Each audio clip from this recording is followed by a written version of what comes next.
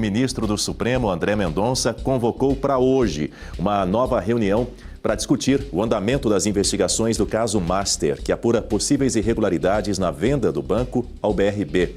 Devem participar do encontro integrantes da DICOR, a Diretoria de Investigação e Combate ao Crime Organizado e à Corrupção. A reunião terá como foco a análise das informações já reunidas pelos investigadores e a definição das próximas etapas do inquérito. Na última sexta-feira, Mendonça autorizou a retomada das diligências e determinou a organização dos trabalhos periciais, principalmente a extração de dados de aparelhos apreendidos durante a investigação. Os dados do aparelho de Daniel Vorcaro, dono do Master, também deverão passar por análise. Segundo a PF, ainda há cerca de 100 celulares pendentes de análise. Além disso, a corporação pretende avançar na oitiva de investigados que ainda não prestaram depoimento no caso. Com base no relatório, André Mendonça avaliará se o inquérito deve permanecer no STF ou ser transferido para a Justiça da primeira instância. Hora de dar bom dia para as nossas analistas de política, junto comigo aqui no telão. Vamos nessa. Vou começar pela Berenice Leite sobre esse assunto. Berenice, a decisão sobre onde o caso vai ser julgado possivelmente vai ocorrer nas próximas semanas. Para alguns, esse caso poderá servir como uma espécie de um marco regulatório para o setor financeiro. E na sua análise? Eu acredito que sim, Daniel, até porque nós não tínhamos ainda presenciado algo tão grande, né, em se tratando de fraudes financeiras. O Banco Master vai ficar marcado na história como um banco que até então não parecia ser uma ameaça de pequeno porte, mas que aos poucos começou a incomodar demais instituições financeiras, até porque quando se tratam, por exemplo, de negócios que envolvem créditos consignados, o Banco Master conseguiu lá na Bahia, por exemplo, seduzir, digamos assim, o governo do PT da Bahia. E os servidores tinham esse crédito via Banco Master. O governo da Bahia deixou, inclusive, instituições financeiras consolidadas, né, bancos que a gente conhece aí há 20, 30 anos ou até mais, e preferiu o Banco Master, porque oferecia, né, condições surreais e no final não conseguiu pagar. Então, fica como um marco, sim. O próprio Banco Central também acredito que vai aprender bastante com essa história. Os próximos presidentes, até porque Gabriel Galípolo não deve ter um mandato vitalício, como acontece no Supremo Tribunal Federal, os próximos presidentes do Banco Central devem ficar atentos para que isso não aconteça mais. Existia até uma desconfiança de que por que o Banco Central demorou tanto a liquidar o Banco Master, porque não cumpria com regras básicas que já existem e porque avançou por tanto tempo, quase correndo o risco, inclusive, do Banco Estatal aqui de Brasília ter caído num golpe maior do que já havia caído, né? Porque chegou a comprar letras de crédito sem fundo. Então, certamente, o caso do Banco Master vai ficar marcado na história. Perceba que depois que essas investigações avançaram e a própria liquidação aconteceu do banco de Daniel Vorcaro, outros bancos, instituições financeiras vêm sendo liquidadas, já são pelo menos 8 até o momento. Semana passada a gente falou da última, né? Entre elas Reag Investimentos, Will Bank, enfim, uma série de instituições que funcionavam como uma pirâmide financeira. Então, depois de tudo isso, certamente o balanço é para que não aconteça mais, Daniel. Marcelo Rocha Monteiro, caso do Banco Master é uma lição para o mercado financeiro, sobretudo para investidores? Olha, Daniel, eu acho que sim, é uma lição para o mercado financeiro, é uma lição para investidores, mas é também uma lição que nós ainda estamos aprendendo sobre a promiscuidade entre grandes empresários, grandes banqueiros e o setor público. Né? Eu acho que esse é um aspecto do caso do Banco Master, né, que, claro, ainda precisa ser aprofundado, mas já nos mostra como essa promiscuidade no Brasil atinge as mais altas autoridades da República, inclusive a mais alta Corte de Justiça do Brasil. Eu acho que esse é um aspecto muito importante, porque quando você fala no Supremo Tribunal Federal, você está falando em agentes públicos que não apenas são extremamente poderosos, mas que, diferentemente de todos os outros, ocupam cargos vitalícios. Não é? O presidente da República não é vitalício, senadores, deputados não são vitalícios, o presidente do Banco Central, como a Berenice mencionou, não é vitalício, mas ministros do Supremo são. Então, qualquer irregularidade cometida por esse tipo de agente público precisa ser examinada com cuidado redobrado. Agora, eu vou ouvir a Guta Pini também, Guta, porque a notícia do final de semana de que o presidente do Supremo Tribunal Federal, ministro Edson Fachin, determinou o arquivamento do relatório da Polícia Federal que apontava a suspeição do também ministro Dias Toffoli na relatoria do caso do Banco Master, chamou muito a atenção. A Polícia Federal encontrou menções a Toffoli, vale lembrar, no celular do banqueiro Daniel Vorcaro. E vale lembrar também que há pouco mais de 10 dias houve aquela reunião entre os ministros para discutir o relatório da PF. Ao final, eles divulgaram uma nota na qual afirmaram não ver motivos para Toffoli ser declarado suspeito e, ao mesmo tempo, informaram que o próprio Toffoli teria decidido abrir mão da relatoria em respeito ao que classificaram como altos interesses institucionais envolvidos no caso. Exatamente, Dani. Esse arquivamento por parte do ministro Edson Fachin, dessa arguição de suspeição contra o ministro Dias Toffoli, é, na verdade, a cereja desse bolo podre que foi assado por todos os ministros. Porque, veja, a Polícia Federal encaminha um relatório com todas essas suspeitas em torno do nome do ministro Dias Toffoli e, regimentalmente, o que o ministro Fachin deveria ter feito? Ele deveria ter submetido essa análise ao plenário, de forma pública. Mas não, o que eles fizeram? Eles fizeram um convescote particular, sigiloso, ninguém participou dessa reunião. Então, foi um interesse geral dos ministros que foi atendido neste momento para resguardá-los e não o resguardo do interesse público, do interesse do processo, das investigações, dos investidores que foram lesados e que querem ver esse processo chegar até o final e eles possam ter garantido o seu ressarcimento e também aqueles que cometeram essa fraude que sejam presos. Mas não, o que os ministros fizeram? Conjuntamente, porque todos eles assinaram a nota.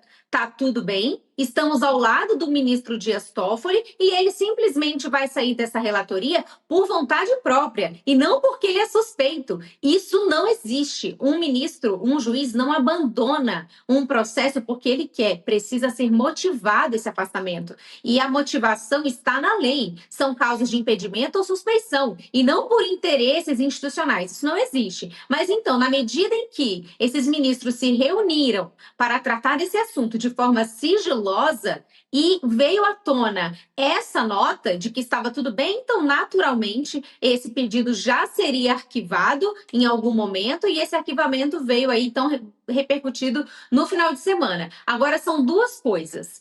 Isso foi o arquivamento da suspeição do ministro Dias Toffoli enquanto um juiz da causa, um juiz relator dessa investigação. Mas ainda pode ser aberto lá na frente, eventualmente, um processo criminal em relação ao ministro, e aí, nesse caso, ele poderia ser suspeito de um crime, e não necessariamente um juiz suspeito. Diga, Marcelo Rocha Monteiro. É importante destacar esse aspecto que a Guta mencionou, porque eu vi uma certa confusão ser feita sobre isso ao longo aí do fim de semana em outros órgãos de comunicação. Tá? Não foi uma investigação sobre possíveis crimes praticados pelo senhor Toffoli que foi arquivada. Tá? Não foi isso.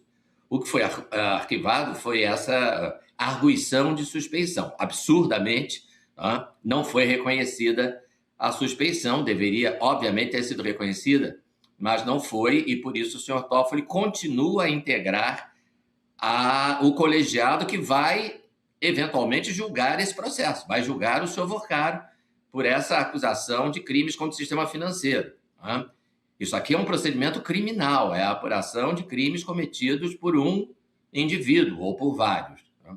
Então, é claro que ele teria que ser dado como suspeito, que teria que ser reconhecida a suspeição dele, mas de uma forma ilegal, corporativa, absurda, não foi. Porém, isso não significa que não possa ser instaurado um procedimento criminal, uma investigação criminal no âmbito do próprio Supremo para investigar crimes cometidos pelo senhor Toffoli.